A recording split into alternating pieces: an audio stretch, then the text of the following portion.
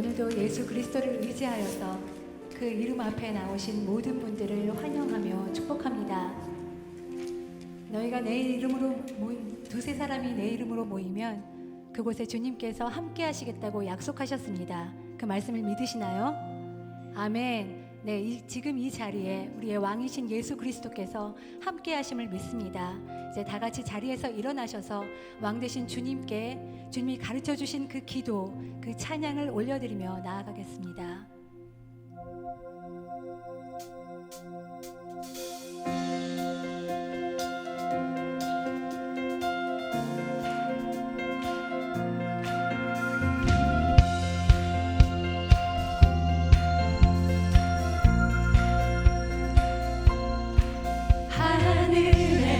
계신 아버지 이름 거룩하며 주의 영광 이곳에 가득하길 기도하네. 아멘. 하늘에 계신 아버지 주 이름 다 외치며 주의 영광 이곳에 가득하길 기도하네.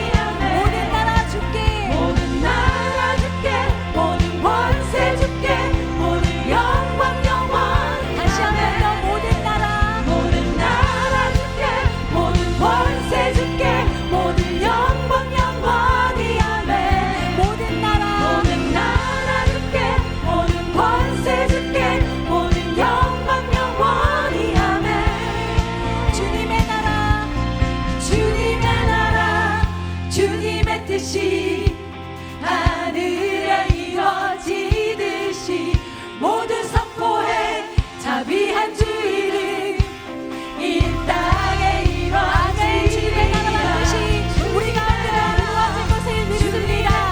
아멘. 하늘에 이루어지듯이 모두 선포해 자비한 주 이름 이 땅에 이루어지리라. 주님의 나라 주님의 뜻이 하늘에 이루어지듯이 모두 선포해 자비한 주 이름 이 땅에 이루어지리라. 아멘. 주님 우리 가운데 이루신 주님의 뜻을 찬양합니다. 아멘. 찬양 중에 눈을 들어 주님을 바라봅시다. 찬양 중에 눈을 들어 주를 보내 소망 중에 마음 다해 주마 주님만 바랍니다. 나 바라네 주님을 볼 때 나에게 힘주시네 주님 안에 모든 두려움 사라져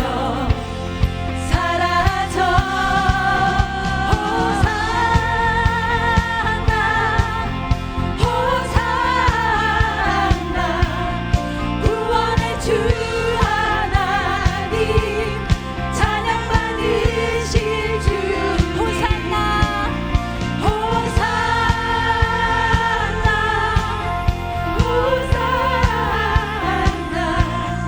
내 안에 임하셔서 주님의 뜻 이루소서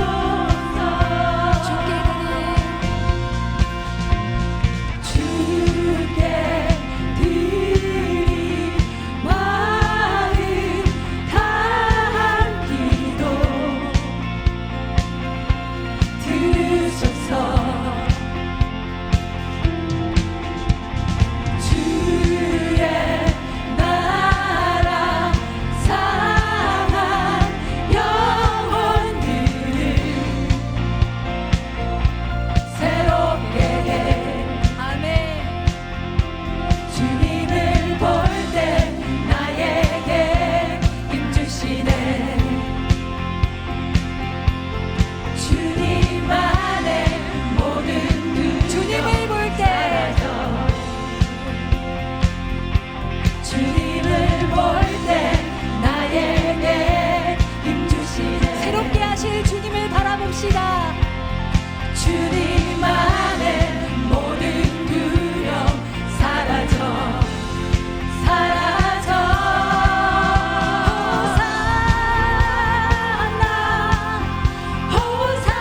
호산나 구원의 주 하나님 찬양 받으실 주님 호산나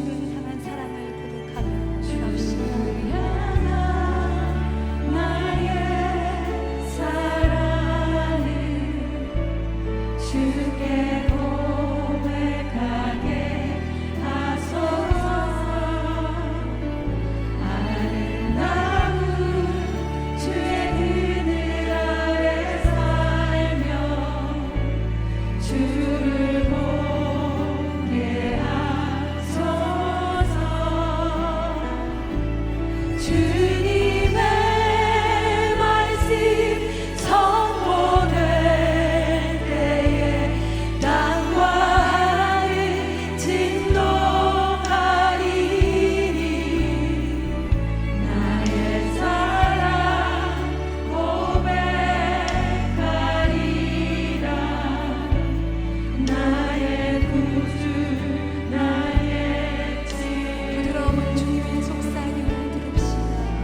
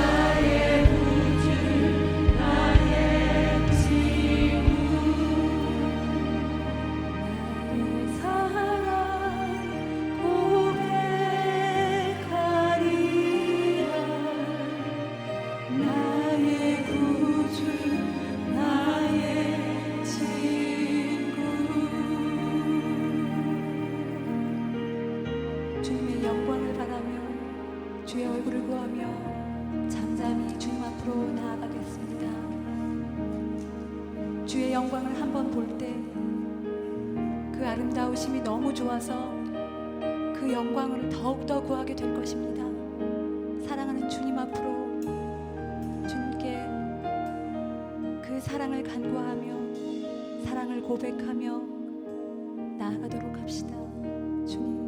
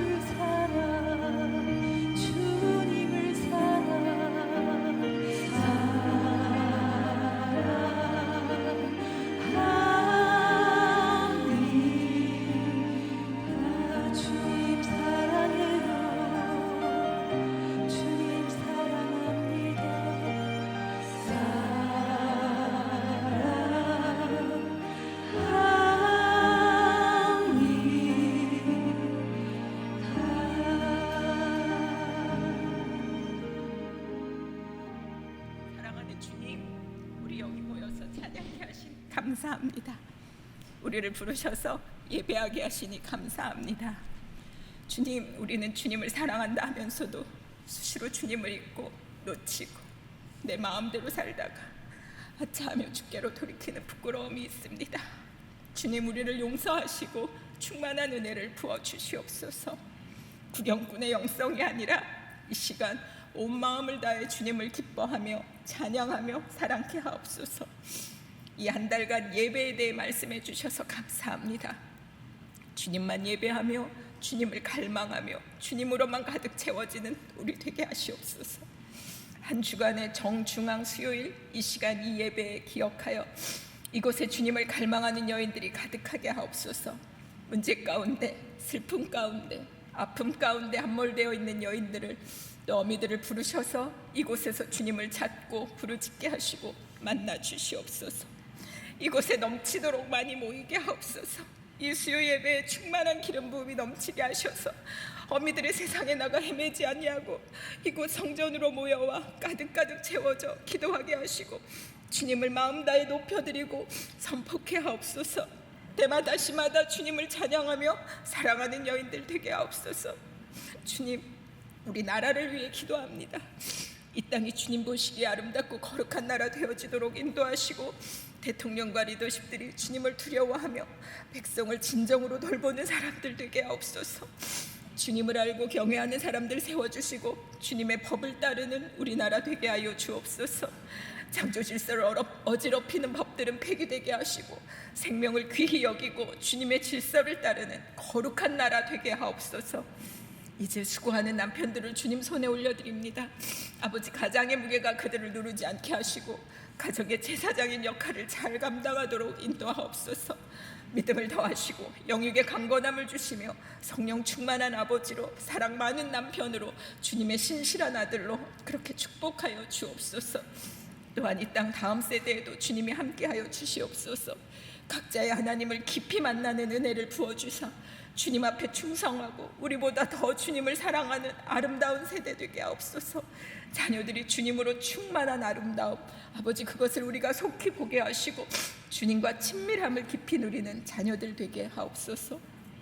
주님, 지금 시리아와 투르키예에 빚어진 지진의 참상을 봅니다. 더 이상의 여진이 없게 하시고 아버지, 우리는 자연재해 앞에 무력함만이 있습니다. 주님, 그곳에 함께 하셔서 소망이 되어주시고 구호의 손길이 잘 펼쳐지도록 인도하여 주시옵소서.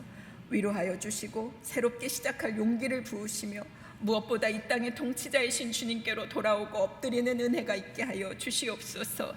지구촌 곳곳에서 벌어지는 전쟁과 폭력과 무질서가 바로잡히고 사라지게 하시옵소서.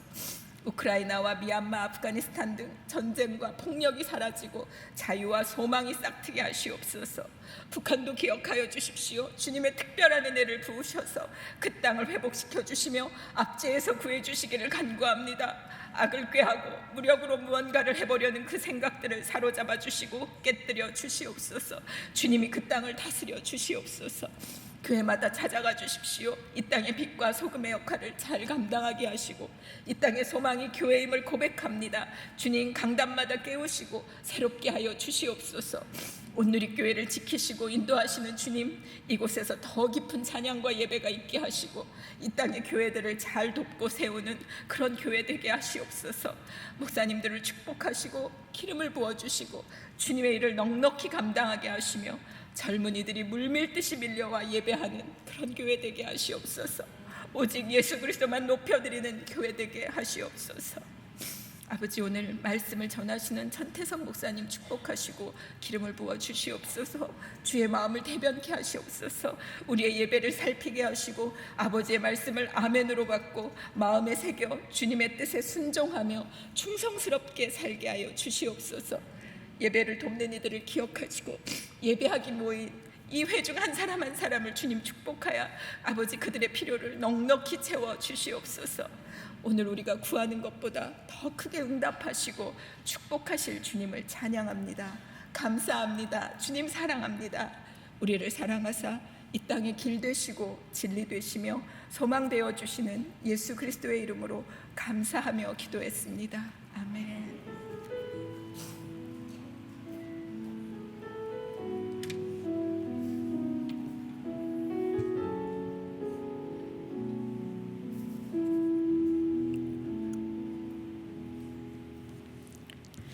할렐루야. 오늘도 예배에 오신 여러분 한 분 한 분을 환영하고 축복합니다. 또 영상으로 지금 저희 예배와 함께 하시는 많은 분들도 동일한 은혜가 있을 줄로 믿습니다. 우리 옆에 분에게 우리 2월은 예배의 달이 아니었습니까? 우리 옆에 분에게 이렇게 한번 고백할까요? 우리 권사님 기도처럼 하나님 깊이 만나십시오. 좀 이렇게 예. 아멘. 우리가 마음이 가난한 만큼 또 갈망하는 만큼 배고픈 만큼 우리는 하나님의 그 임재를 갈망하며 갈구하게 되어 있다는 거 지난주에 말씀을 통해서 여러분과 함께 나누었습니다. 우리의 겉모습을 보지 않으시고 우리의 중심을 보시는 하나님, 오늘 말씀 속에서 우리 큐티 속에서도 만났는데요. 오늘 그 하나님이 여러분의 하나님이고 또 저희 하나님임을 믿습니다. 오늘 2월의 마지막 달입니다. 오늘 예배 처음 혹시 나오신 분 계십니까? 우리가 환영하고 또 선물도 준비하고 했는데요. 예, 안 계십니까? 예, 계시군요. 한번 그 자리에 일어나실 때 우리 큰 박수로 축복합니다.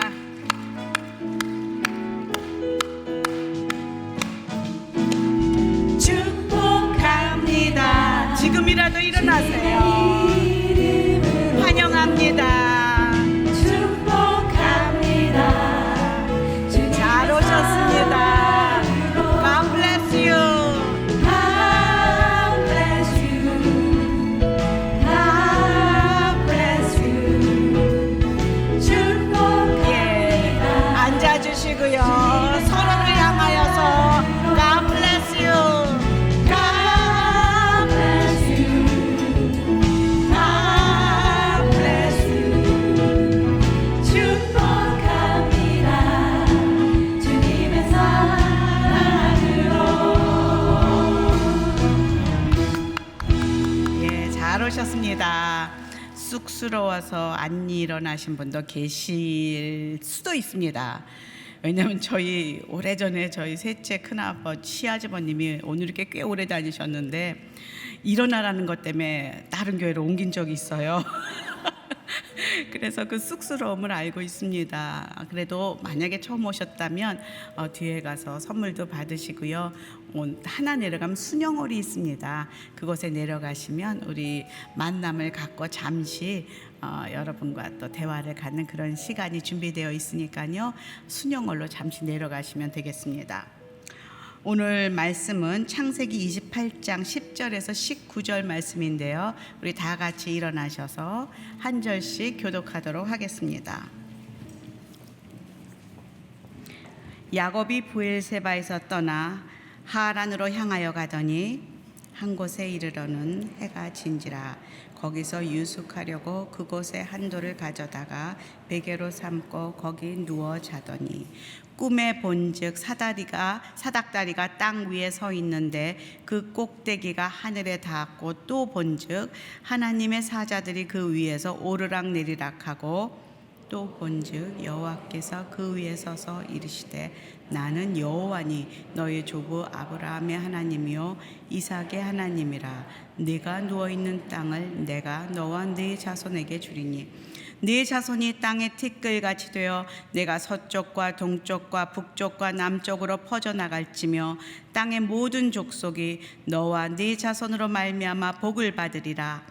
내가 너와 함께 있어 내가 어디로 가든지 너를 지키며 너를 이끌어 이 땅으로 돌아오게 할지라. 내가 네게 허락한 것을 다 이루기까지 너는 떠나지 아니하리라 하신지라. 야곱이 잠이 깨어 이르되 여호와께서 과연 여기 계시거늘 내가 알지 못하였도다.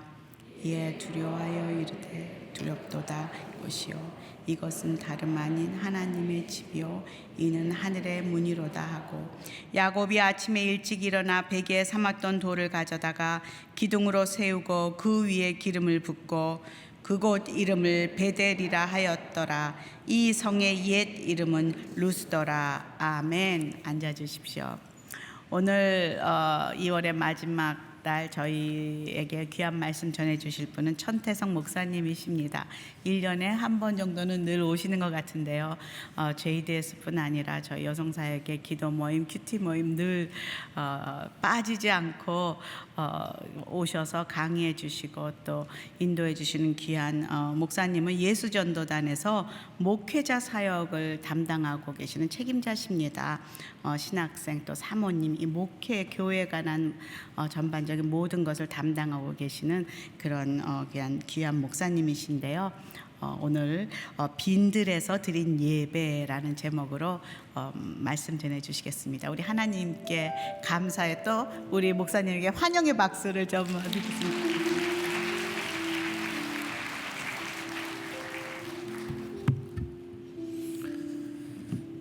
반갑습니다. 반가운 척 반갑습니다. 예. 오늘 빈들에서 드리는 예배라고 하는 제목을 가지고 함께 말씀을 상고하고 또 주님께 나가서 또 기도하고 싶습니다. 10절 말씀 같이 먼저 읽겠습니다. 야곱이 브엘사바에서 떠나 하란으로 향하여 가더니 그래요. 여러분, 왜 야곱이 브엘사바를 떠나 하란으로 향하여 가고 있습니까? 아버지를 속이고 형을 속였어요. 장자의 축복을 얻으려고 아버지를 속이고 형을 속였는데 나중에 그의 형 에서가 속았다는 사실을 알고 너무 분노가 나서 내가 반드시 야곱을 죽이겠다고 하는 혼잣말로 하는 얘기를 그의 어머니 리브가가 듣습니다. 그래서 이러다가 큰일 나겠다, 둘 다 죽겠다 싶어서 지금 리브가는 야곱을 그의 외삼촌 오빠였던 라반이 있는 하란으로 피신시키는 장면이 오늘 본문 배경에 있습니다. 브엘세바는 우리나라식으로 이야기하면 저 해남 땅끝말로 생각하면 딱 맞아요. 이스라엘 최남단입니다. 하란은 만주 땅이다 생각하면 됩니다. 그 브엘세바는 이스라엘 최남단인, 마치 해남 땅끝 마을에서 만주 땅까지 지금 피신시키는 장면으로 달려가고 있는 거예요. 자, 11절, 한 곳에 이르러는 해가 진지라 그럽니다. 지금 브엘세바에서 떠나 하란으로 향하여 달려가고 있습니다. 나중에 보면 알겠지만요, 여기서 한 곳에 이르러 더 이상 해가 져서 갈 수 없는 이곳, 실제적인 거리는 3일 길이에요. 3일 동안 갈 길을 하루 만에 지금 가버리는 겁니다. 얼마나 다급했으면 3일 동안 갈 길을 하루 만에 달려가고 있는 겁니다. 지금 목적은 하란입니다. 언제 그 형 에사가 와서 야곱을 죽일지 모르는 그러한 두려움 속에 앞을 향해 부지런히 달려가고 있는데 해가 졌기 때문에 더 이상 갈 수가 없어서 한 곳에 머무를 수밖에 없는 지경에 빠지더라고 하는 거예요. 여러분, 우리의 삶에 있어서도요, 원하지 않는 때, 원하지 않는 장소에 해가 질 때가 오는 것을 보게 되어집니다. 부부가 10년의 계획을 세우고 평생의 계획을 세우고 1년의 계획을 세워서 열심히 앞을 보고 달려가고 있습니다. 뒤에 경쟁들이 쫓아옵니다. 최선을 다해서 자녀를 양육합니다.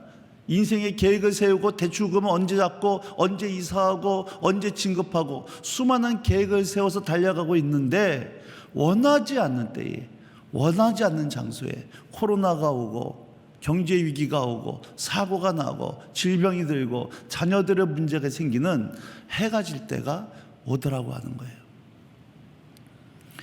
제 삶에 있어서도 누구든지 한 번쯤은 여러분 이러한 경험이 아마 있으셨을 거라고 생각이 되어지고, 어쩌면 지금 해가 진 곳에 서 계신 분도 아마 계시지 않을까 싶습니다. 저도 제가 대전에서 사역을 할 때 저를 담당해 주셨던 의사 두 분, 주치의 두 분이 저한테 했던 얘기가, 목사님 더 이상 사역하면 죽어요. 무조건 쉬어야 됩니다. 애들 고아 안 만들고 사모님 과부 안 만들 생각이면 지금 무조건 쉬어야 된다고. 더 이상 저도 제 건강이 보장이 안 되어져서 모든 사역을 내려놓고 쉴 수밖에 없었던 때가 있었습니다. 그 제 삶에 해가 졌던 경험이에요. 제가 양육했던 한 여자 대학생은 영국에 유학을 준비 중이었습니다. 어플리케이션까지 다 하고 이제 비행기만 타고 가면 될 시점에 얼마 남지 않았을 때에 그의 아버지 회사가 부도가 나버려요. 그 졸지의 이 자매는 모든 유학이 무산되어져 버리고 한 번도 해보지 않았던 편의점에 알바를 하면서 이제 자기 인생을 자기가 책임져야만 되는 시점 가운데 처해버리게 되어졌습니다. 그 자매의 인생 가운데 해가 져버린 거예요. 오랫동안 교제했던 한 장로님이 계십니다. 건축업을 통해서 자수성가하셨어요. 70이 넘으셨습니다. 어느 날 이 장로님이 저한테 전화가 왔어요. 이런 얘기였습니다. 목사님, 이번 주까지 내가 어음을 막아야 되는데 아무리 다 메꿔봐도 도저히 돌아오는 어음을 막을 재주가 없다는 거예요. 자기 재산 챙겨놔두고 어음 막는 것이 아니라 모든 걸 다 투입을 했대요. 남한테 피해 안 주려고. 그러나 아무리 모든 걸 다 갚아서 어음을 막으려고 해도 도저히 갚을 수가 없다고. 결국 부도가 나면 자기는 경제사범이 되어져서 교도소를 가야 되는데 너무 무섭다는 거예요. 그래서 아들 같은 저한테 와서 하시는 말씀이 자기 부도 나는 현장 속에 같이 있어주면 안 되겠냐고. 제가 그 장로님 부도 나는 현장 속에 같이 있어드렸어요. 그 연세에 해가 진 겁니다. 혹시 오늘 이 자리에서 예배드린 여러분들 가운데 저는 다 말할 수 없지만 이렇게 경제적으로 질병으로 자녀들 문제 때문에 남편으로 인해서 이 모양 저 모양으로 해가 지신 분들 아마 계실 것 같다는 생각이 듭니다. 자, 볼까요? 11절, 한 곳에 이르러는 해가 진지라 거기서 유숙하려고 그곳에 한 돌을 가져다가 베개로 삼고 거기 누워 자더니 그럽니다. 여러분, 거기가 어디예요? 거기 호텔입니까? 광야입니까? 광야예요. 이 광야인 줄 어떻게 합니까? 돌베기를 하고 잠을 잤어요. 이스라엘의 광야는요, 여러분 한 번쯤은 꼭 한번 가서 광야 체험을 해보시라고 제가 권면해 드리고 싶습니다. 낮에는 너무너무 더워요. 적도 근처를 지나기 때문에 모자 안 쓰고 100m만 걸어가도요, 여러분 쓰러집니다. 밤에는 너무너무 추워요. 하루에 일교차가 20도에서 30도가 납니다. 들짐승의 위협이 있고 강도의 위협이 있고 황량하고 메마르고, 그래서 유대인들은 광야를 사단이 악마가 사는 곳이다라고 할 정도로, 여러분 광야는 그러한 곳입니다. 외롭고 고독과 외로움과 실패의 장소 광야. 야곱은 그곳에서 돌베개를 하고 잠을 자는 거예요. 제가 보니까요, 어디가 광야냐, 해가 진 곳이 광야더라는 거예요. 제가 몸이 아파서 아무것도 못하다 보니까요, 나타나는 현상이 있었습니다. 수없이 들려오는 전화, 수없이 들어오는 카톡들이요, 몸이 아파가지고 모든 사역을 내려놓고 이제 오랫동안 몸을 회복하는 가정들이 있다 보니까 사람들이 찾아오질 않아요. 전화가 오지를 않습니다. 카톡이 들려오질 않아요. 어느 순간 사람들에게 잊혀져가는 존재가 되기 시작을 합니다. 때로는 좀 외로워서 누군가하고 좀 식사나 같이 했으면 좋겠다 싶어가지고 카톡을 한번 봤으면 누구랑 식사를 할까? 여러분 2,000명 되는 사람들이 쭉 있는데 딱히 누군가에게 전화해서 같이 점심 먹자고 할 만한 사람이 없는 거예요. 물론 전화하면 반갑게 맞아주시죠. 그러나 이때 이 사람이면 되겠다고 싶은 그 사람이 없더라는 거예요. 여러분 하루 종일 아파가지고 집에 있다 보니까 부부 관계가 너무 좋아지겠죠.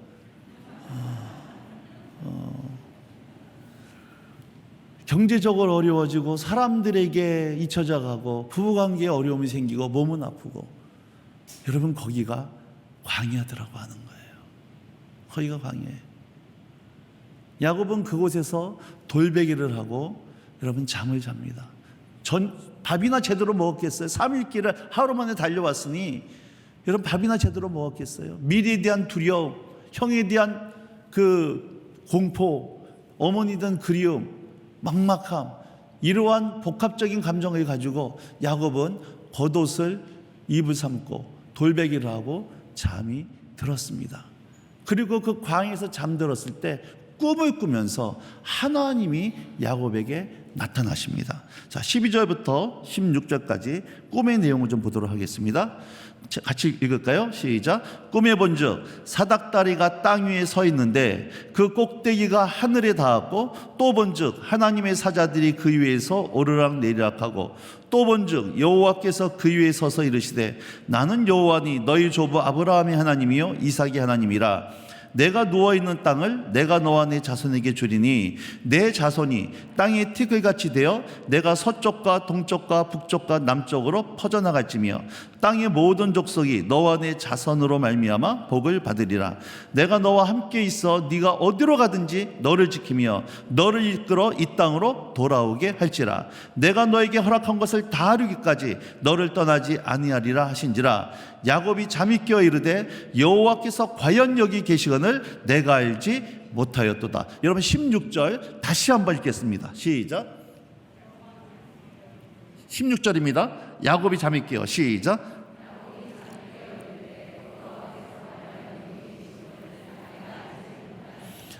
여호와께서 과연 여기 계시거늘 내가 알지 못하였도다. 꿈의 내용은 이따가 좀 설명하도록 하겠고요. 야곱이 꿈을 꾼 다음에 일어나서 최초에 했던 고백입니다. 여호와께서 과연 여기 계시거늘 내가 알지 못하였도다. 무슨 말씀이에요? 야곱은 하나님이 어디에만 있는 줄 알았다는 얘기입니까? 브엘세바에만 있는 줄 알았다는 거예요. 야곱은 소위 말하는 모태신앙입니다. 기도 못해, 전도 못해, 아무것도 못해, 아주 못된 신앙이었어요. 그의 할아버지가 아브라함이었고 아버지가 이삭이었던, 여러분 신앙의 명문 가문이었지만 야곱은 말 그대로 사기꾼이었습니다. 하나님을 알지 못했던 사람이에요. 자기의 목적을 위해서는 수단과 몸을 가리지 않고 꼭 이루어내려고 했던, 하나님을 떠나 있었던 둘째 아들일 것 같은 탕자였습니다. 그랬던 야곱이 인생에 홀로 있게 된 그 시점, 그 이름 모를 광야 한가운데 있을 때에 하나님이 그를 찾아오시고 하나님의 음성을 듣게 되어진 놀라운 경험을 하면서 했던 첫 번째 고백이 여호와께서 과연 여기에 계셨거늘 내가 알지 못하였도다.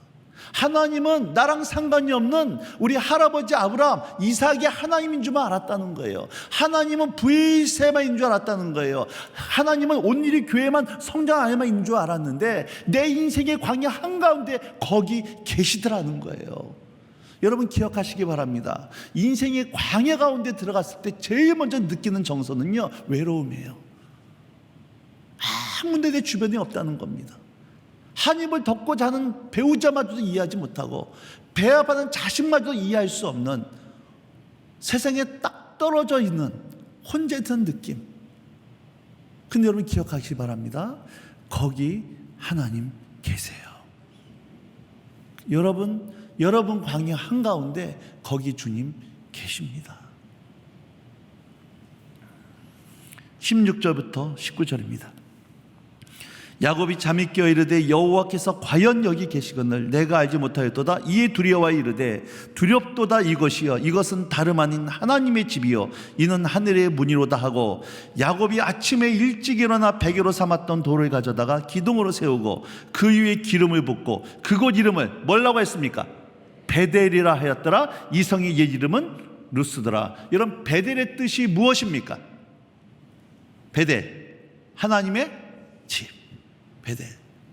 여러분 이름 없는 광야에 해가 진 그 한 곳, 그곳에서 하나님이 야곱을 만나 주시고 야곱이 여기서 하나님을 경험합니다. 그리고 그곳 이름을 바꾸는 거예요. 베델, 하나님의 집이다.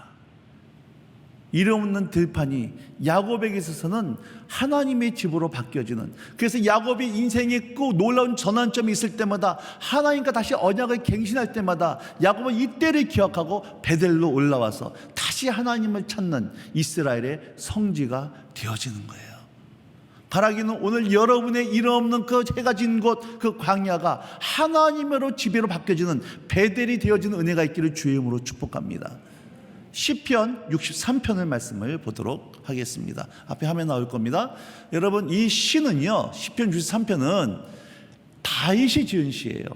그래서 부제에 보면은 다윗의 시라고 하면서 다윗이 유다 광야에 있을 때 지은 시다라고 기록이 되어 있습니다. 다윗이 어디에 있을 때요? 유다 광야에 있을 때 지은 시입니다. 자, 유다 광야에 있을 때 뭐라고 다윗이 고백하는지 1절 같이 있습니다. 시작. 내가 간절히 주를 찾되 물이 없어 마르고 황폐한 땅에서 내 영혼이 주를 갈망하며 내 육체가 주를 앙모하나이다. 여러분, 물이 없어 마르고 황폐한 땅, 여기가 어디예요? 여기가 광야예요. 유다 광야입니다. 광야는 물이 없습니다. 말랐습니다. 황폐한 땅입니다. 그런데 이 광야에서 다윗이 뭐 했느냐? 하나님을 간절히 찾았어요.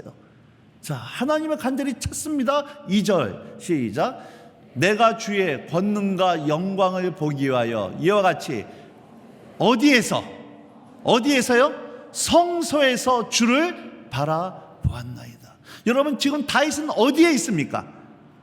광야에 있어요. 물이 없고 마르고 황폐한 땅, 그 광야에 있는데 2절에 보면은 그 광야에서 주를 간절히 찾았는데 다윗이 했던 고백, 성소에서 주를 만났다 그러는 거예요. 성소는 하나님이 임재하시는 그곳이 성소입니다. 그럼 다윗에게 있어서는 어디가 성소였다는 얘기입니까? 광야가 성소였다는 거예요. 모든 사람이 가기 싫어하는 것, 해가 진 것, 실패와 고독과 외로움의 장소, 물이 없고 마르고 황폐한 땅, 그곳에서 다윗이 주를 간절히 찾고 찾았을 때에 그곳이 다윗에게서는 성소, 하나님이 임재하신 장소로 바뀌어지더라고 하는 거예요. 야곱에게 있어서의 광야는 베델, 하나님의 집으로 바뀌었습니다. 다윗에게 있어서의 광야는 하나님이 임재하시는 성전으로 광야가 바뀌어졌어요. 누가복음 1장 80절을 보도록 하겠습니다. 누가복음 1장 80절 시작.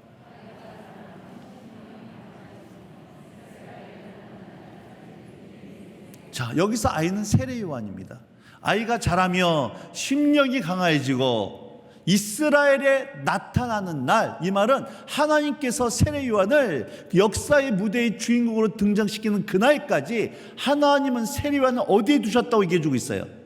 빈들, 광야에 두셨다는 거예요. 우리나라 말로 이 헬라어는 에레모스 그러는데 우리나라 말로는 광야, 빈들, 한적한 곳, 이렇게 여러 가지 뜻으로 번역이 되어 있습니다. 그러나 헬라어 단어는 똑같아요. 에레모스, 광야입니다. 하나님께서는 세례 요한을 역사의 무대의 주인공으로 그를 사용하기 전까지 광야에 두셔서 거기서 심령이 강해지고 자라게 하셨다는 겁니다. 누가복음 3장 2절로 가볼까요? 3장 2절입니다. 시작.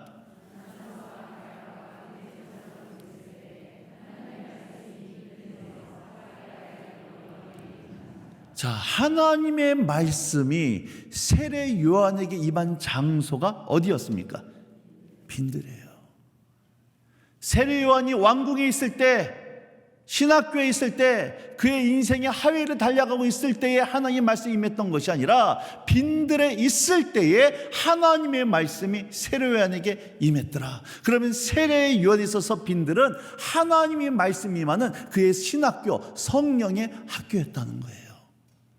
여러분, 참 히브리 말이 재밌는 것 중에 하나가요, 히브리 말은 자음은 있는데 모음이 없었습니다. 한마디로 기역, 니은, 디귿, 니을은 있는데 아야, 어여가 없었어요. 그래서 이거 읽을 수가 없었습니다. 그래서 후대 학자들이 모음을 따로 만들었어요.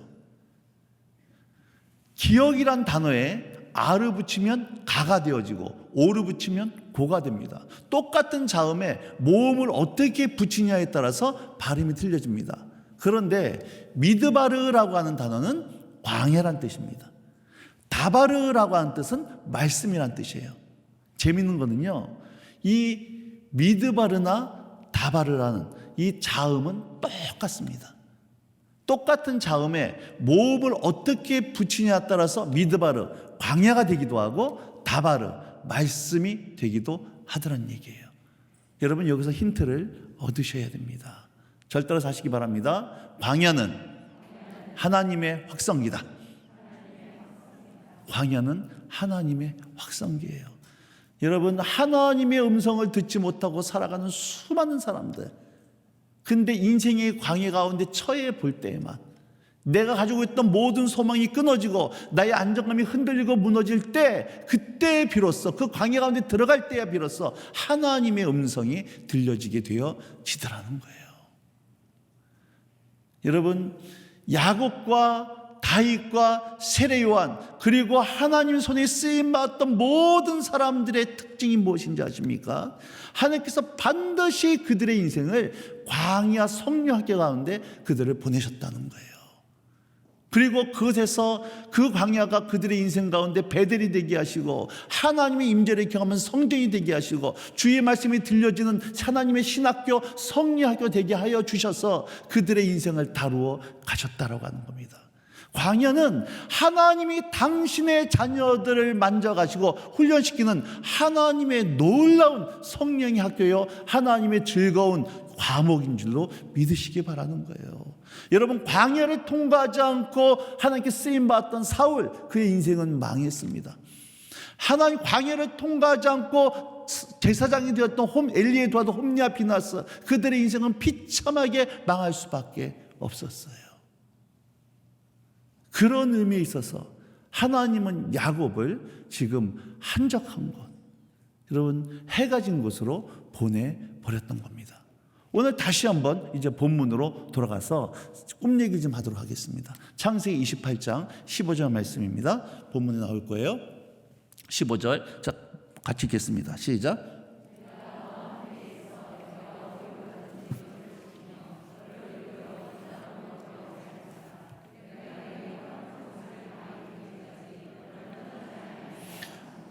야곱이 꿈을 꿉니다. 천사가 사닥다리가 놓이고 오르락 내리락 하면서 하나님께서 야곱에게 말씀하시는데 뭐라고 말씀하시냐? 이 누운 땅을 내가 너와 너 자손에게 줄 거야.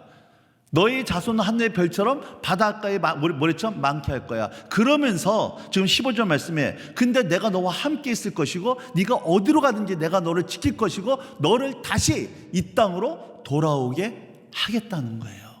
제가 이 말씀을 묵상하다가요, 좀 불경스러운 하지만 하나님께 좀 빈정이 상했습니다.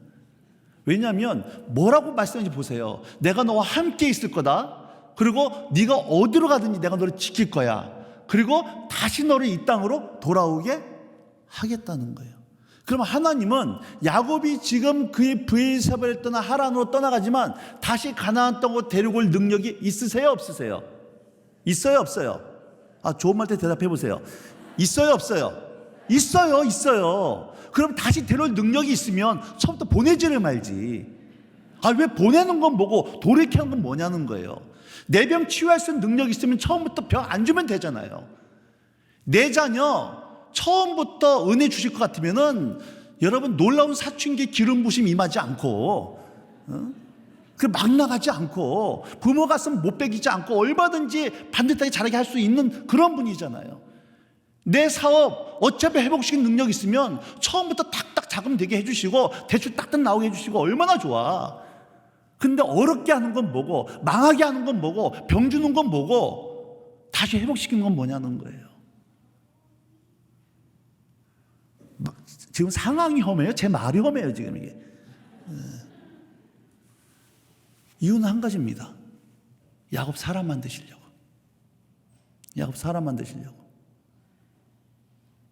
여러분, 하나님은 아브라함과 이삭과 야곱을 통해서 이스라엘 민족을 만드시고 그 계보를 통해서 이 땅에 메시아를 오게 하시려고 하는, 그래서 야곱을 선택하셨어요. 문제는 그 야곱이요, 하나님의 도구로 쓰기에는 너무 거칠어요. 그래서 야곱을 하나님은 먼저 당신의 도구로 삼으시기 전에 그를 훈련시키시고 정결케 하실 필요가 있으셨다라고 하는 거예요. 야곱은 이런 그 말 자체가 사기꾼이었습니다. 야곱이 누구한테 훈련받습니까? 사기꾼이 20년 동안 사기꾼에게 사기를 당하면서 사기당해. 인생 책지가 사람 막대를 통해서 사기꾼이 사기꾼한테 20년 동안 사기당한다니까. 그건 잘 보세요, 자매님들. 지금 남편 안 만났으면 여러분 기도했겠냐는 거예요. 자녀들이 여러분 속 시커멓게 안 만들었으면 이 자리에 나와가지고 눈물 흘리며 기도했겠냐는 거예요.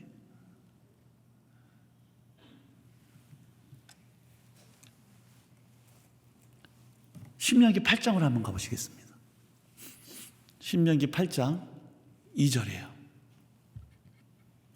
내 하나님 여호와께서 이 40년 동안에 내게 광야 길을 걷게 하신 것을 기억하라. 잘 보세요. 너의 하나님 여호와께서 너로 하여금 40년 동안 광야 길을 걷게 하신 것을 기억해라. 여러분, 이스라엘 백성들이 40년 동안 광야의 길을 걸었습니다. 겉으로 보기엔 이들의 불순종 때문에 광야의 길을 걸은 것 같은데, 이 광야의 길을 걷게 하신 분이 누구라는 거예요?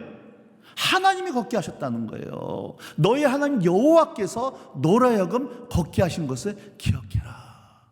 하나님이 광야의 길을 걷게 하셨기 때문에 광야는 여러분 끝이 있습니다.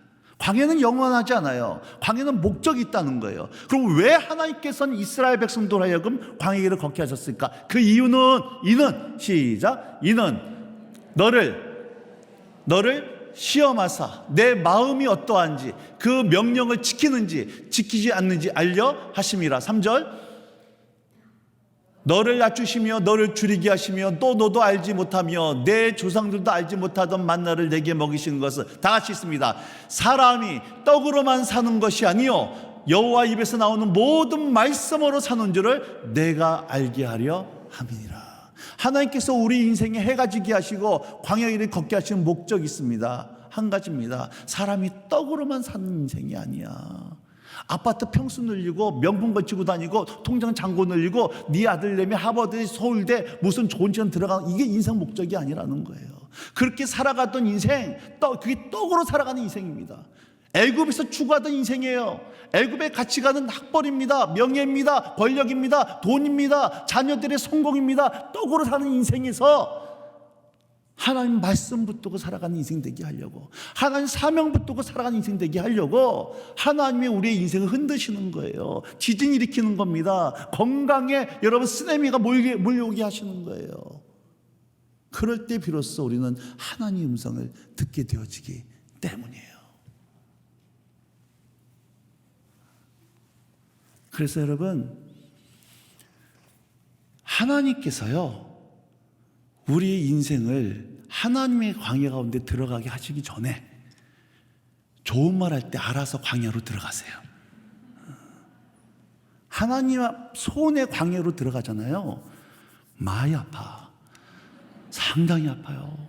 한여름에 달구어진 아스팔트에 깨우락쳐 내 패대기 쳐진 것처럼 여러분 그렇게 하나님이 다루세요. 그래서 여러분 매일같이 한적한 그 아침 큐티 광야의 아침 광야 가운데 들어가시고, 새벽 광야 가운데 들어가시고, 수요 여성 광야 가운데 들어오시고, 안 하시겠다는 표정인데 지금 이거.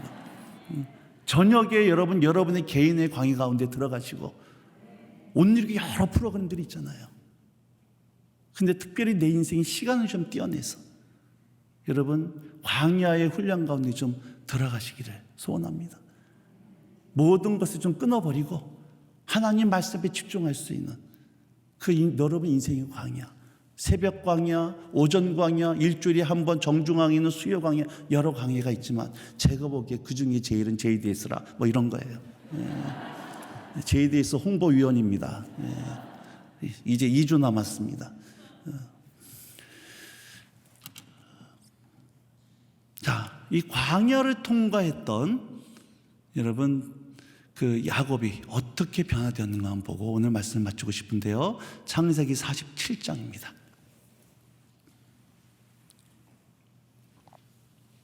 창세기 47장 31절 시작.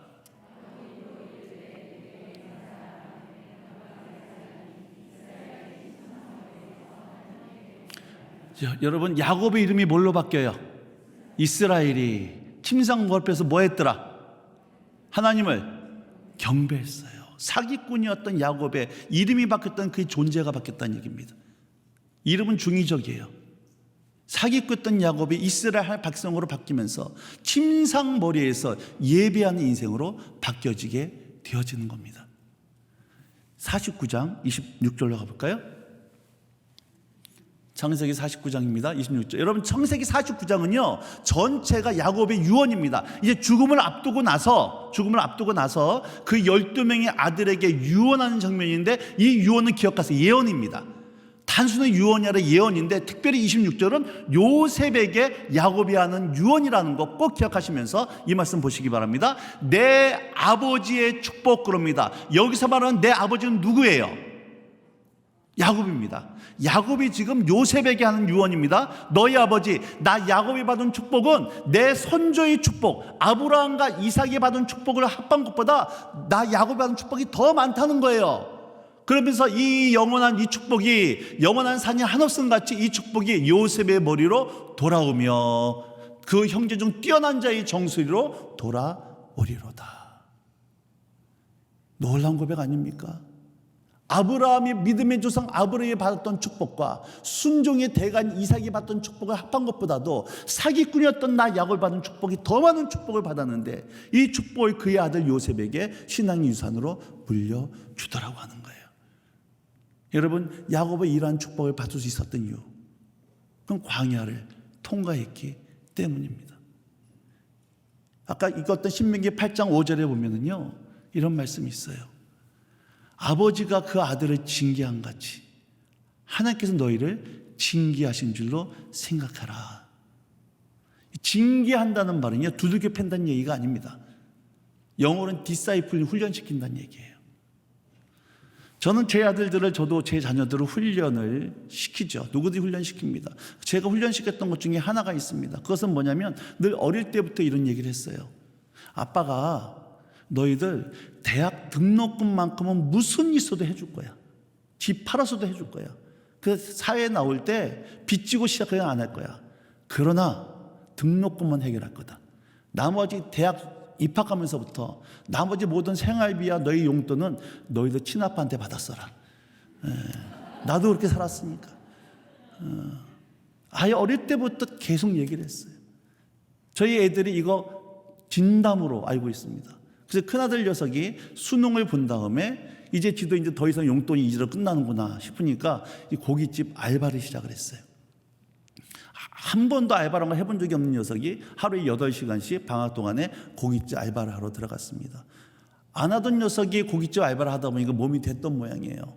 어느 날 몸살이 된통 걸렸습니다. 끙끙 앓아요. 마음에 갈등이 생기기 시작했습니다. 마음이 아팠어요. 꼭 이렇게까지 해야 될까? 근데 문제가 있습니다. 이제 알바할 시간이 다가오는 거예요. 이 녀석은 앓고 있습니다. 어떻게 해야 되나? 제가 약국에 갔어요. 몸살약을 사다가 아들을 깨웠습니다. 일어나라. 약 먹자. 약 먹이고 알바 가야지. 너 안 가면 고깃집 어려워져. 저는 제 아들에게요, 맡은 바에 책임을 질 수 있는 훈련시키고 싶었어요. 감사했던 건 이 녀석이 약 먹고 또 휘적휘적 걸어가더라고요. 정말 쉽지 않았어요, 부모로서. 꼭 이렇게까지 해야 될까? 그런데 이렇게 해야 이 녀석이 사람 되겠다 싶어서, 책임감이 뭔지를 알겠다 싶어서 보냈습니다. 여러분, 훈련이었어요. 이 훈련을 하나님께서는 야곱을, 그리고 하나님의 손이 쓰임받았던 모든 사람들을 훈련을 시키는 겁니다. 히브리서 11장은 무슨 장이라 그래요? 믿음장이라고 그럽니다. 그럼 그 믿음의 전당 가운데 아브라함이 있을까요, 없을까요? 있겠죠. 이삭은 있겠죠. 야곱은 있을 거예요. 그 히브리서 11장에 기록된 야곱의 믿음은 도대체 어떤 믿음으로 히브리서 11장에 기록되어 있을까? 히브리서 11장 21절 보도록 할까요? 자, 시작. 자, 죽을 때 요셉의 그 아들에게, 이게 아까 읽었던 창세기 49장입니다. 그리고 그 지팡이 머리에 의지하며 경배하였으며, 이게 창세기 47장이에요. 사기꾼이었던 야곱이 인생의 광야의 혹독함을, 하나님의 징계 훈련을 통과가 난 후에 그는 하나님 전적으로 예배하고 놀라운 광야 인생을 통과했던 축복을 그의 자손들에게 물려줄 수 있는, 그리고 아브라함의 하나님, 이삭의 하나님, 야곱의 하나님으로 그의 자녀들에게 신앙의 뒷모습이 아름답게 기억이 되어졌다라고 하는 거예요.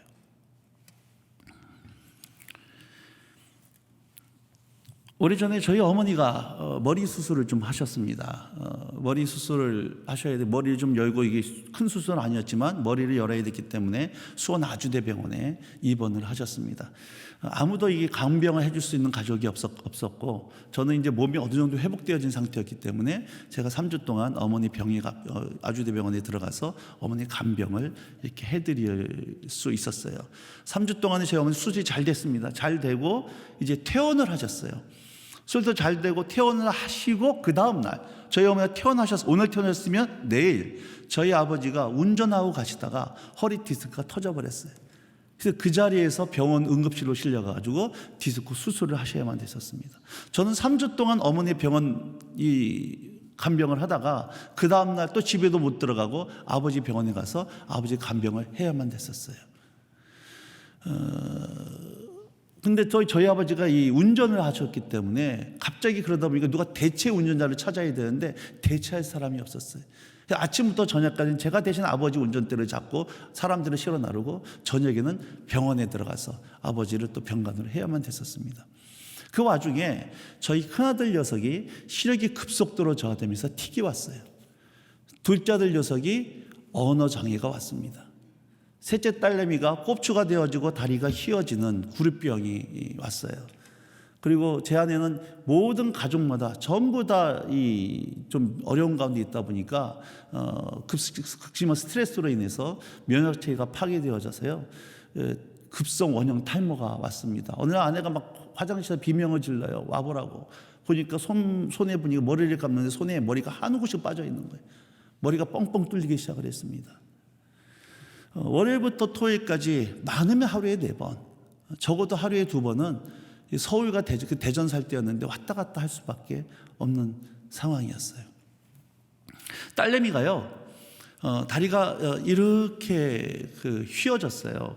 애들은 원래 어리다가 크면 다리가 붙어야 되는데 갈수록 휘어집니다. 이상하다 그랬어요. 좀 표현이 좀 용서하고 들으세요. 마치 난장이가 걷는 것처럼 뒤뚱뒤뚱하고 걷기 시작을 하더라고요. 눈에 볼수록 다리가 휘어져서 이상하다 싶어서 정형외과를 가서 사진을 찍었습니다. 의사가 사진을 보더니만 자를 가지고 뼈를 재기 시작하는 거예요. 그러면 딱 한마디 하더라고요. 큰 병원 가보세요 그러더라고요. 그래서 제 아내가 대전에 있는 을지대학병원에 제 딸내미를 데리고 병원에 검사를 받으러 갔습니다. 그때 저는 이제 아버지 대신 운전을 하고 있었어요. 운전하고 있는데 아내가 전화가 옵니다. 울먹울먹해요. 그러면서 하는 얘기가, 여보, 의사가 그러는데 둘 중에 하나래. 하나는 골이형성증이라 그래서 뼈가 시민이처럼 튼튼해야 되는데 모래알처럼 되어지는, 그 부딪히기만 부러지는, 이건 난치병이라는, 그 골이형성증 아니면 비타민 D가 없어가지고 뼈가 휘어지는 구루병인데 그건 정밀 검사를 해봐야 된다는 거예요. 그런데 사람이라는 게 늘 부정적인 거에 이게 또 감정이 빠르고, 또 의사들은 최악의 상황을 얘기해 주다 보니까 아내가 너무 겁이 난 거예요. 그래서 울기 시작합니다. 여보, 우리 딸내미 난치병이면 어떡하냐고. 전화번호를 흐느끼기 시작을 해요. 저마저 흔들릴 수 없었기 때문에 걱정하지 말고 다른 병원 가보자고. 그러면서 시간을 내서 충남대학병원에 다시 찾아갔습니다. 결과는 똑같았어요. 보름 후에 최종 결과 나오는데요. 그날이 12월 10일이었습니다. 12월 20일이었어요.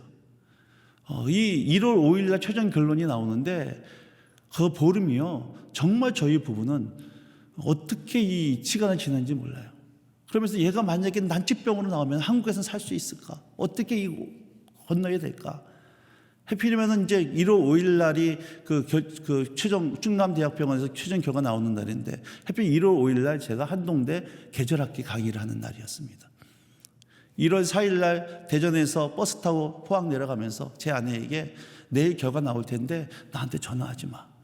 만약에 애가 난치병이라 그러면 나 강의 못 하니까 전화하지 말고 내가 강의에서 기다리라고.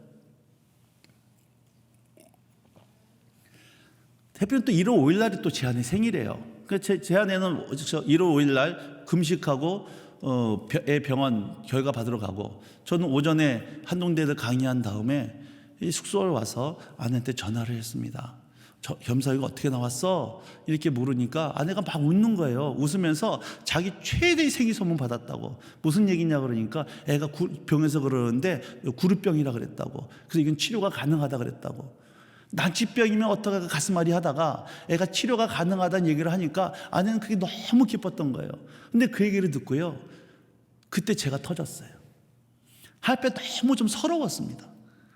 하나님, 그래도 내가 주님 뜻 따라서 주님 부르심에 외면하지 않고 여기까지 왔는데, 왜 그런 거 있잖아요. 말하자니 하나님 앞에 불경스럽고 말하지 않자니 하나님께 서운한 그 감정들 앞에 터졌던 것 같아요. 한참 울었어요. 아버지 이렇게 병원에 누워 있습니다. 그 보호자석에 이렇게 있는데요, 잠이 안 와요. 어머니 3주 동안 머리 수술하고 그 다음에 간신히 이게 무마하고 했는데 또 아버지 이렇게 터지고 애들 이러고 나니까 잠이 안 와요. 귀신은 들어올 때 어깨 동무하고 들어온다고. 어떻게 이게 한꺼번에 이런 일이 벌어지나. 그래서 이리 뒤척하고 이제 새벽 2시쯤 된 것 같아요. 병원의 창문 너머로 보니까는 별 하나가 반짝반짝 하는 거예요. 근데 그때 하나님께서요, 저한테 말을 걸어오기 시작했습니다. 이런 말이었어요. 너 나한테 예배할 수 있겠니? 너 나한테 예배할 수 있겠니?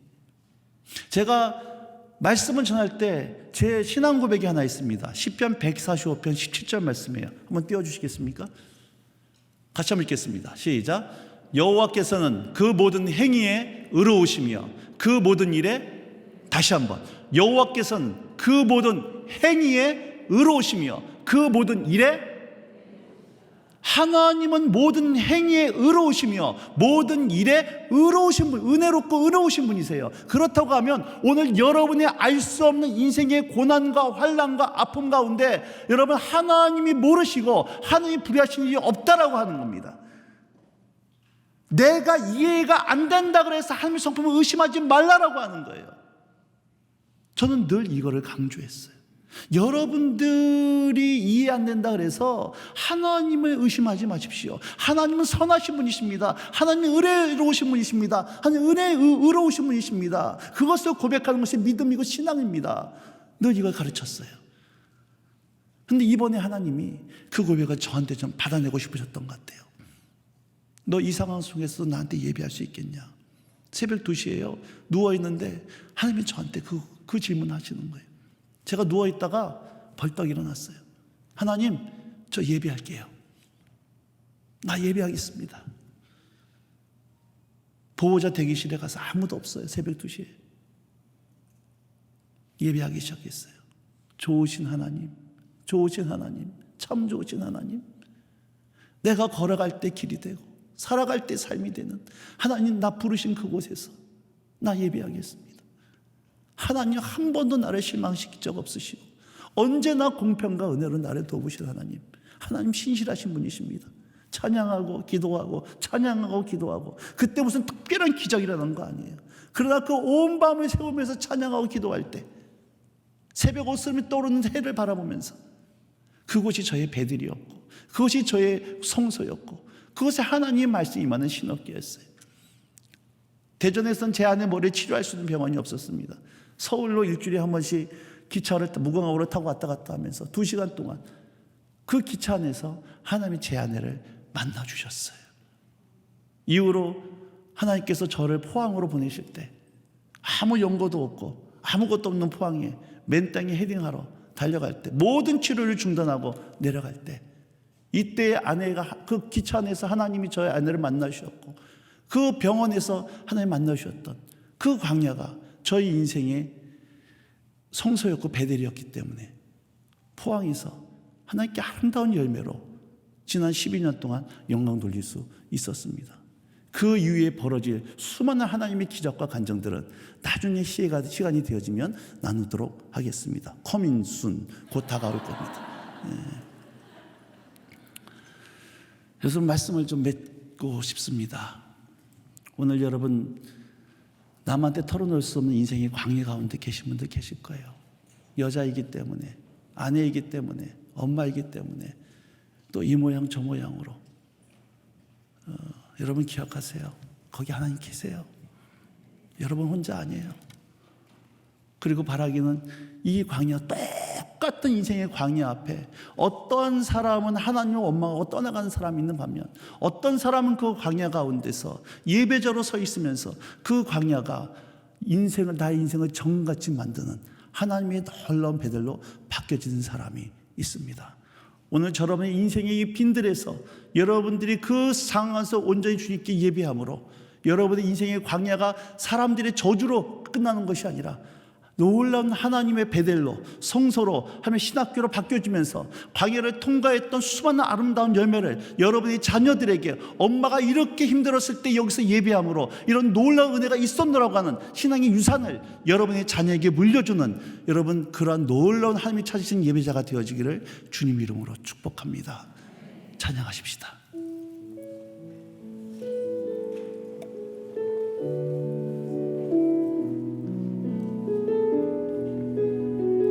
하나님 한 번도 나를 하나님 한 번도 나를 실망시킨 적 없으시고 언제나 공평과 은혜로 나를 지나온 모든 세월들 지나온 모든 세월들 돌아보아도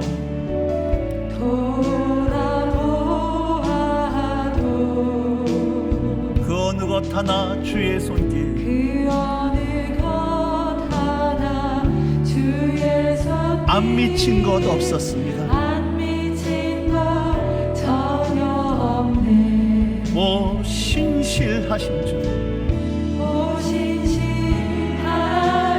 주 오 신실하신 주 오 신실하신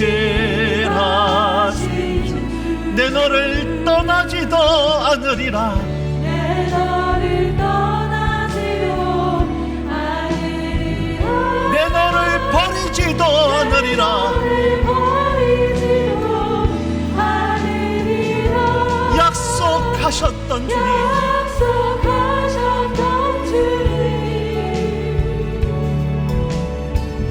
그 약속을 지키사 이후로도 영원토록 영원토록 나를 지키시리라 확신하네 지나온 모든 세월들 지나온 모든 세월들 여러분 한번 돌아보세요. 돌아보아도 그 어느 것 하나 주님의 손길 안 미친 것 없었습니다. 하나 주의 손길 안 미친 것 전혀 그래서 우리는 내가 이해가 안 된다 할지라도 외칠 수 있습니다. 하나님 신실하신 분이십니다. 맞습니다. 하나님 신실하신 분이십니다. 오 신실하신 주 내 너를 떠나지도 않으리라 내 너를 버리지도 않으리라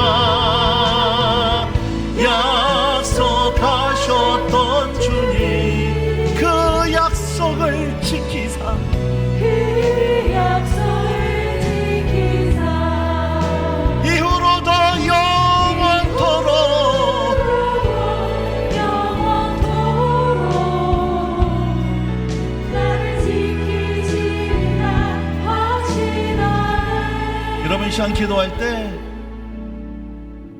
부탁드리고 싶어요. 여러분 마스크는 썼지만 여러분 목소리가 여러분 귀에 들릴 정도로 소리를 내서 기도했으면 좋겠는데 여러분 오늘 해가 지신 광야 가운데 계신 분들 왜 나만 겪는 고난이냐고 불평하고 원망하고 있지 마시고 이제 고난의 뒤편에 있는 그 하나님의 축복을 바라보면서 하나님 내가 이 광야 야곱처럼 하나님의 사람들처럼 이유는 알 수 없지만 내가 멋있게 통과할 수 있게 해달라고, 멋있게 통과할 수 있게 해달라고. 그런데 하나님, 할 수만 있으면 광야가 너무 길어지면 내 마음이 지치고 소망이 끊어져 마음이 상할까 두렵사오니 할 수만 있으면 이 광야도 좀 단축시켜 달라고 우리의 마음을 주에게 좀 토하면서 너무 어렵다라고 좀 고백하며, 그러나 기억하세요. 하나님, 내가 느끼는 대로 살지 않고 비록 내가 보이진 않지만 들리지 않지만 여기 하나님 계신 줄 믿사오니 내가 하나님 붙들고 나가겠노라고 같이 기도하며 나가도록 하시겠습니다. 함께 기도합니다.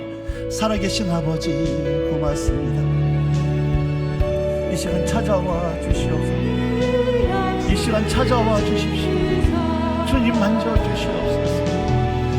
눈물을 닦아주시고 아버지 주님 앞에 이 마음을 만져주시기를 요청합니다. 예수님 주시옵소서. 도와주십시오. 하나님 나를 도와주십시오. 아버지의 은혜를 주십시오. 버틸 수 있는 힘을 주시고 일어설 수 있는 힘을 주시고 다시 찬송할 수 있는 힘을 주시고 아버지 다시 웃으며 새날을 맞이할 수 있고 뒤로 물러가 주님에 빠지 않으시고 멋있게 이 광야를 통과할 수 있는 아버지 새 힘을 부어주시옵소서. 주님 은혜가 필요합니다. 은혜가 필요합니다. 찾아오셔서 한 번 한 번 만져주시옵소서. 불쌍히 여겨주시고 그 여겨주시옵소서. 그 약속을 지켜주시옵소서. 그 약속을 지키사 이후로도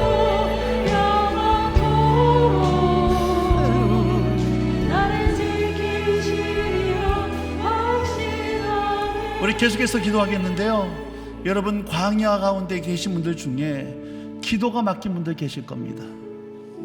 더 이상 뭐라고 기도할 수가 없고 무엇을 기도할지 모르겠고 찬양을 불러도 감동이 없고 말씀 앞에 엎드려도 깨달음이 없고 예배를 드려도 한 임재가 느껴지지 않는 너무나도 어려운 환경 때문에 마음이 다 돌덩이처럼 굳어져서 이 자리에 앉아있기는 하지만 하나님이 너무 상황이 커서 하나님이 보이지 않는 분들 계실 겁니다. 오늘 회복의 은혜가 있기를 주의 이름으로 소원합니다. 아버지, 기도가 열리게 하여 주시옵소서. 예배가 먹게 하여 주시옵소서. 말씀이 풀어지게 하여 주시고 다시 한번 내 속에 주님의 예배의 기름 부음이 부어지게 하여 주시어서 이 광야 앞에 두 손 들고 예배해서 광야가 배들로 바뀌는 내가 있게 하여 주옵소서. 광야가 성소가 되어지게 하여 주시옵소서. 광야 주의 말씀이 임하는 성소가 되어지게 하여 주시옵소서. 두 손 높이 드십시다. 두 손 높이 드시고 예배당이 떠나가도록 가슴이 뻥 뚫리도록 막이 길에 뚫릴 수 있도록 주여 한번 부르짖고 동서로 기도합니다. 주여, 주여, 주여. 기도하세요. 부르짖으세요. 주님 역사하여 주옵소서. 기도가 먹히게 하여 주옵소서. 은혜가 임하게 하여 주옵소서. 이 시간 찾아오셔서 일하여 주시옵소서. 날이 저물어 갈 때에, 해가 저물어 갈 때에 주의 일하여 주시옵소서. 기도하세요. 소리내서 기도하세요. 주가 일하시네 주께 아끼지 않는 하나님, 방언으로 기도하시오. 소리내서 기도하시오. 아버지, 이곳에서 내가 예배합니다. 내가 이곳에 서 있습니다. 이제 주 일하여 주셨소. 아버지, 신앙의 아름다울 수 있도록 나를 이끌어 주옵소서. 이 내 인생의 광야가 이제 베델로 성서로 신학교로 바뀌어지고 하늘을 열어주시옵소서. 예비하고 찬양하고 기뻐할도록 주여 도우시고 은혜로 허락하여 주시옵소서. 주님이라여 주시옵소서. 아멘, 아멘. 광야를 통과한 여러분의 20년의 모습을 한주하세요. 광야를 통과한 여러분의 모습을 상상하며 믿음으로 감사하세요. 주님이 일하십니다. 지금 일하고 계세요. 주님이 함께하고 계세요. 일하시네 주께 아끼지 않는 자에게 아멘. 주가 일하시네 주가 일하시네 신뢰하며 걷는 자에게 마지막으로 기도합니다. 다시 한번 기도할 때 여러분 이제 느끼는 환경과 감정과 상관없이 입을 소리내서 광야 한가운데서 빈들 한가운데서 우리 주님 예배하십시다. 하나님은 신실하십니다. 하나님은 선하십니다. 내가 느껴지지 않는 자가 할지라도, 내가 이해되지 않는 자가 할지라도 하나님이 여전히 나와 함께 하실 것이고 임마누엘로 동행할 것이며 여호와 이를 준비시켜 줄 하나님을 믿습니다. 아버지, 내가 이 광야를 멋있게 통과해서 아름다운 광야를 통과한 유산을 내 자녀에게 물려줄 수 있는 믿음의 어머니, 믿음의 아내 되어지게 하여 주시옵소서. 같이 기도하십시다. 주여 역사하여 주옵소서.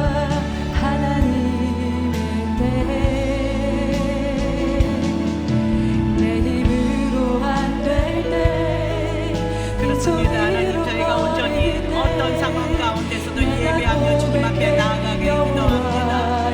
하나님, 광야 가운데서도 하나님, 저희가 예배자로 서게 하여 주시옵소서. 박성기로 말씀하신 하나님의 음성을 예민한 영적인 민감함을 허락하여 주시옵소서. 하나님은 선하시고 완전하심을 고백하며 주님 앞에 예배하며 나아갈 때에 하나님 말씀하시고 하나님 그곳에서 우리에게 직접 계시하시는 살아계신 하나님이심을 믿습니다. 그 하나님을 온전히 예배하는 영혼마다 하나님, 우리가 그 광야가 예배의 자리며 성전을 깨닫게 하여 주시옵소서.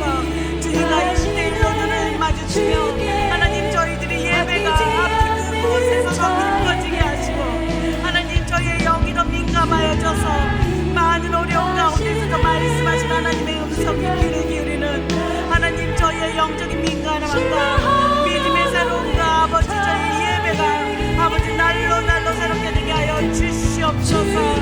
하나님, 오늘도 말씀을 통하여서 저희들이 광야 가운데서도 예배를 가르치신 하나님, 내가 나올 수 있는, 내가 그곳에서 승리할 수 있는 오직한 비결이 그곳에서 예배자로 서 있으며 하나님만이 신실하시고 완전하신 하나님이심을 고백할 때에 그 광야가 하나님, 그 고난이, 그 두려움 가운데 하나님 주님이 계심을 고백하는 이유임을 믿습니다. 이 시간 나같이 일어나서 한 번 더 마지막 기도하길 원하는 것은 하나님, 이 한국 교회를 위해서 기도합니다.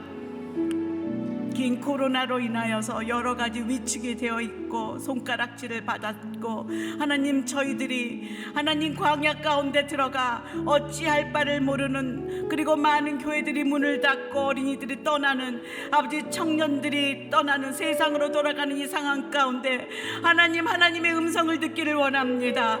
우리에게 허락하신 하나님의 뜻을 저희가 깨닫길 원합니다.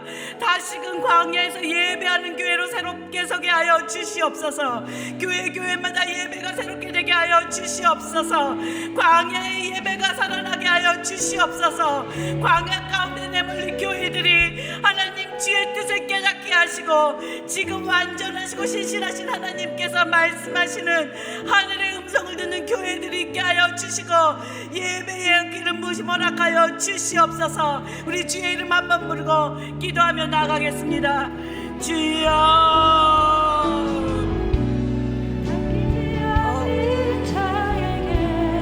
감사합니다. 주님, 저희 한국교회에 아버지 코로나로 날 여러 가지 위기가 왔고 사람들이 어려워하고 고난과 상황 가운데 가고 있다 생각되지만 하나님, 이것이 바로 저희가 예배하는 자리를 선포합니다.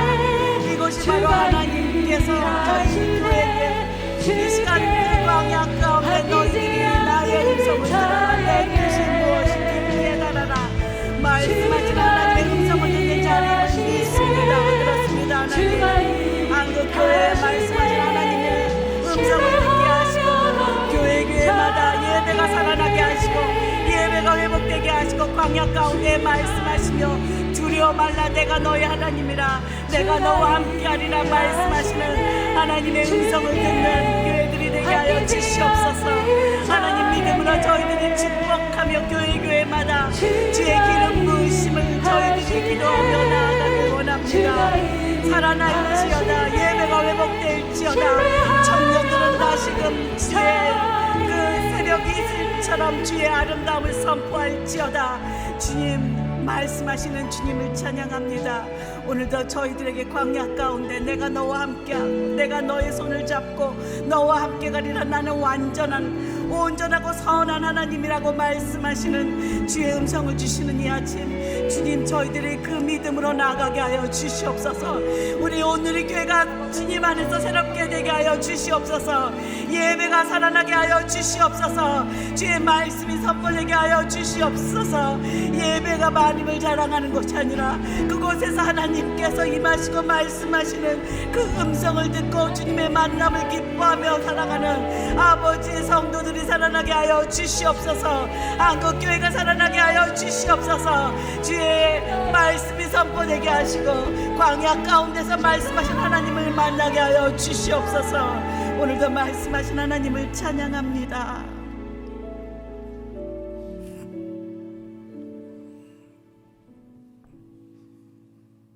저희들에게 광야를 허락하신 하나님을 찬양합니다. 그곳에서 저희들의 믿음의 현주소를 볼 수 있게 하시고 저희들이 얼마나 믿음을 착각하며 살았나 깨닫게 하여 주시니 감사합니다. 저희를 불로 연단하시고 깨끗게 하여 주시옵소서. 그래서 저희들의 믿음이 새롭게 되게 하여 주시옵소서. 그곳에서 어지럽게 궁리하며 외치는 저의 음성을 주님 이제 멈추게 하시고 주의 음성을 듣는 은혜를 허락하여 주시길 기도합니다. 그렇습니다. 우리 하나님은 선하시고 완전하심을 믿습니다. 저에게 허락하실 때에 주의 뜻이 있는 줄로 믿습니다. 그것을 깨닫게 하여 주십시오. 온전하게 감사함으로 인내함으로 소망으로 그 광야를 잘 지나올 수 있도록 주님 도와주시고 동행하여 주십시오. 감사한 것은 주님 저희들에게 내가 너와 함께 그곳에 있다, 내가 너의 손을 잡고 있다, 두려워 말라 말씀하시는 그 소망을 주시니 감사합니다. 그 손 놓치지 않게 도우시고 주님이 나와 함께 계시는 그 믿음을 오늘도 다시 주님 앞에 고백하며 나아갑니다. 저희가 머무는 자리가 예배의 자리가 되게 하시고 저희가 무릎 꿇는 그 자리가 성소가 되게 하여 주시옵소서. 오늘도 말씀하신 하나님께 감사와 영광 돌리며 이젠 우리 주 예수 그리스도의 은혜와 우리 하나님 아버지의 크신 사랑과 성령의 감동 교통하심이 이제 광야 가운데 세상 가운데 예배자로 서겠다고 결단하며 나아가는 주의 사랑하는 자녀들 머리 위에, 이 땅의 그 교회들 머리 위에, 그리고 지금 고난과 광야를 지나가고 있는 튀르키예의 그 환란의 현장 가운데 이제로부터 영원토록 함께 있기를 간절히 축원하옵나이다. 아멘.